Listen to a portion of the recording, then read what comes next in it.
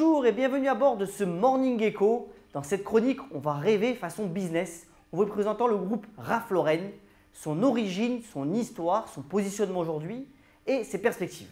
Ralph Lauren lui-même va fêter ses 75 ans d'ici 8 jours et c'est en 1967 qu'il emprunte 50 000 $ à un ami pour fabriquer des cravates. Ce n'est pas un designer, ce n'est pas un artiste, mais il a plein d'idées en tête.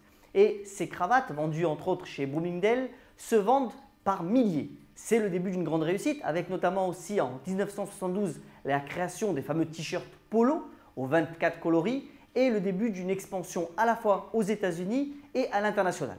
Il crée aussi au milieu des années 70 des collections destinées aux femmes, sur la volonté d'ailleurs de sa femme. Puis au milieu des années 80, il se remet d'une tumeur au cerveau et continue le développement de sa marque Ralph Lauren en créant aussi de nombreuses sous-marques. En 1997, il rentre en bourse et aujourd'hui, Ralph Lauren, c'est un groupe qui fait 7,5 milliards de dollars de chiffre d'affaires annuel, qui emploie 26 000 salariés et qui est loin devant par exemple un concurrent comme Giorgio Armani. Pourquoi Ralph Lauren marche-t-il autant?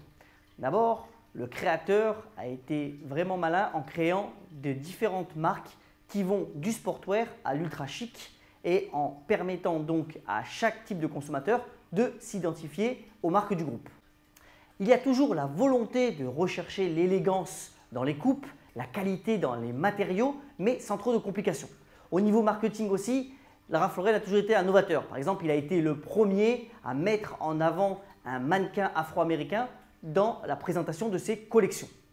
Ensuite, même au niveau innovation, on l'a vu à l'occasion du récent US Open de tennis aux États-Unis, Ralph Lauren a créé le Tech Polo, c'est-à-dire un t-shirt connecté. Ralph Lauren a su également bien se diversifier, notamment dans les articles de la maison, en se positionnant plutôt sur le haut de gamme, mais aussi en privilégiant les licences, notamment sur les parfums et sur les lunettes.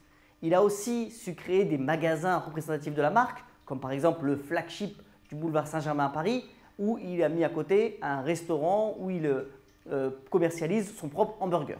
Ralph Lauren pèse aujourd'hui près de 15 milliards de dollars en bourse. C'est une performance exceptionnelle et les analystes voient même encore le cours progresser sur 180 à 200 $ à horizon de 12 mois. Un de ses fils, David, a déjà repris en main une partie des activités du groupe et Ralph Lauren entend aussi étendre ses activités, notamment en déclinant sur d'autres produits sa marque Polo.